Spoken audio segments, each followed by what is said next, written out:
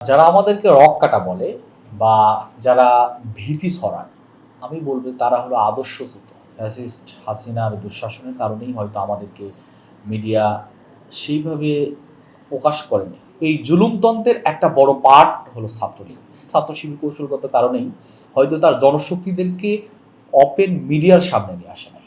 ছাত্র শিবির এদেশের তরুণ সমাজদের আকাঙ্ক্ষা পূরণের নেতৃত্বই ছাত্র শিবির দিতে চায়। ছাত্র শিবিরের কার্যক্রম বিগত জুলুম নির্যাতন দুঃশাসনের ভিতরেও সবসময় ছিল এবং ছাত্র শিবির যেহেতু গঠনতান্ত্রিক এবং নিয়মতান্ত্রিক আন্দোলনের পরিচালনা করে, গত ১৭ বছরে আমাদের কার্যক্রম অব্যাহত ছিল। ফ্যাসিস্ট হাসিনার দুঃশাসনের কারণেই হয়তো আমাদেরকে মিডিয়া সেইভাবে প্রকাশ করেনি। এখন হয়তো মিডিয়া আমাদেরকে সুযোগ দিচ্ছে বা সেই ফ্যাসিস্ট না থাকায় এখন সকলেই তার অধিকারটাকে পাচ্ছে।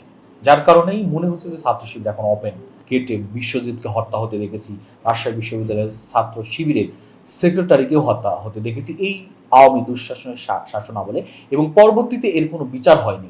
এরকম একটা পরিস্থিতিতে ছাত্র শিবির কৌশলগত কারণেই হয়তো তার জনশক্তিদেরকে ওপেন মিডিয়ার সামনে নিয়ে আসে নাই। অধিকাংশ জায়গাতেই ছাত্র শিবির ওপেনই ছিল, শুধুমাত্র মিডিয়াতে না আসার কারণে, মিডিয়ায় তাদের কথা না বলার কারণে মনে হচ্ছে যে এখন এসে ছাত্র শিবির প্রকাশ পাচ্ছে। যারা আমাদেরকে রক কাটা বলে বা যারা ভীতি ছড়ান, আমি বলবো তারা হলো আদর্শচ্যুত। আদর্শিক জায়গায় তাদের এত বেশি নড়বড়। ছাত্র শিবির আদর্শিক ছাত্র সংগঠন, তারা সবসময় আদর্শ ধারণ করে থাকেন। যারা এটা বলেন তারা হলো একটা অপবাদ দেন বা তাদের সর্বশেষ হাতিয়ার হলো একটা ছাত্র সংগঠনকে মিথ্যা অপবাদের মাধ্যমে তাদের নৈতিকতার প্রতি আক্রমণ করা। যারা এই ধরনের গুজব ছড়ান বা এই ধরনের পরিবেশ সৃষ্টি করেন, তারা নিঃসন্দেহে জাতির এই সময়ে এসেও জাতি গঠনের জন্য সকল ছাত্ররা যখন এক, তখন তারা জাতির ভিতরে বিভেদ সৃষ্টি করতে চায়। যেখানে বৈষম্যের জন্য আন্দোলন হচ্ছে, যেখানে অধিকারের জন্য আন্দোলন হচ্ছে, সেখানে এই ধরনের কথা এটাই প্রমাণ করে যে জাতি এখনও সেই কাঙ্ক্ষিত জায়গায় পৌঁছেনি যেখানে বৈষম্যহীন একটি সুন্দর জাতি আমরা দেখতে পাব।